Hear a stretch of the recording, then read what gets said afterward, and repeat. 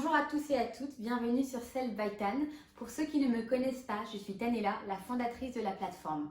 Alors aujourd'hui, je souhaite qu'on puisse discuter d'une thématique que vous avez sûrement déjà tous entendue au moins une fois dans votre vie. Vous avez déjà sûrement dû entendre des personnes qui vous disent « suivez vos passions, suivez votre cœur, faites ci, faites ça ». Mais aujourd'hui, je veux qu'on puisse prendre la thématique dans l'autre sens, c'est-à-dire suivez vos peurs. Oui, car bien souvent, on n'ose pas faire des choses, on n'ose pas suivre notre cœur, on n'ose pas suivre nos passions parce qu'on a peur. Alors bien évidemment, quand on parle de peur, on ne parle pas des peurs irraisonnables et stupides qui consistent à aller se mettre devant une voiture ou se faire renverser par un bus. Non, on parle de cette peur qui vient quand vous pensez à un projet, quand vous pensez à une action, quand vous pensez à faire quelque chose qui brûle au plus profond de vous.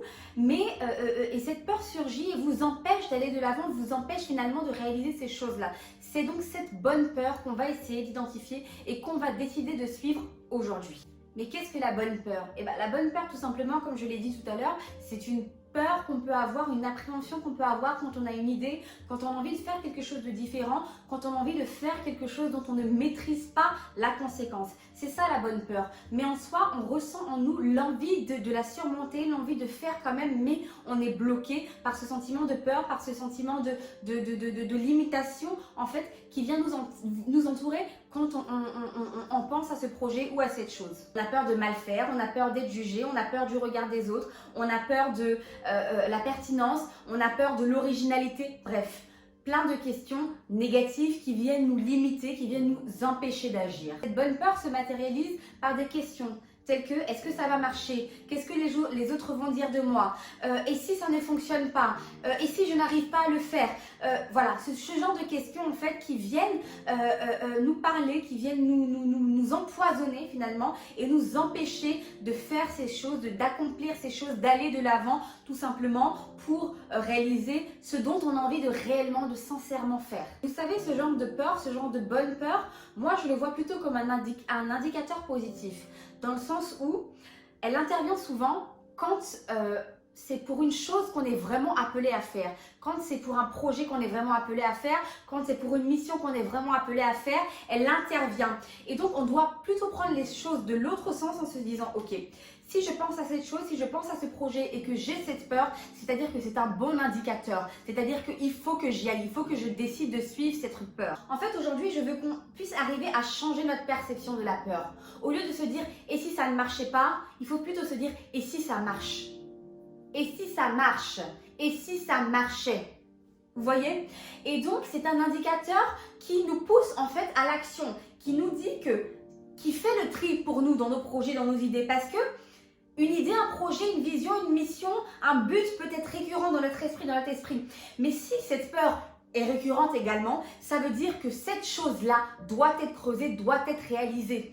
Ça veut dire que derrière cette peur, il y a le succès, il y a une grande vision, il y a un accomplissement, il y a le bonheur pour soi, il y a l'épanouissement. Et il faut décider d'affronter cette peur parce que sans l'affrontement de cette peur, on n'ira nulle part et votre vie restera au point où il est actuellement, c'est-à-dire au point zéro. Oui, car c'est un choix. C'est un choix de suivre cette peur, c'est un choix de ne pas se laisser submerger, c'est un choix d'agir, d'aller de l'avant parce que si vous ne le faites pas, jamais, au grand jamais, vous ne verrez vos projets, vous ne verrez l'accomplissement des choses pour lesquelles vous sentez votre cœur battre profondément, vous ne le verrez jamais.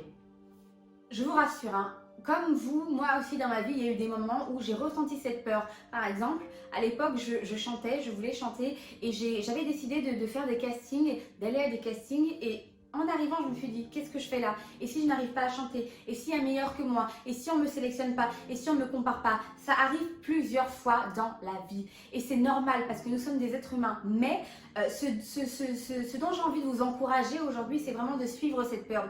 Moi, dans le cadre du casting pour le chant, je l'ai fait.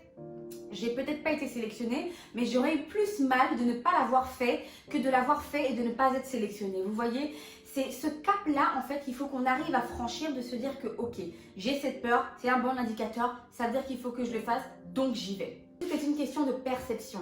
Si vous voyez la peur comme une défaite, si vous voyez la peur comme votre ennemi, bien évidemment que vous allez rester dans votre cadre, bien évidemment que vous allez la fuir.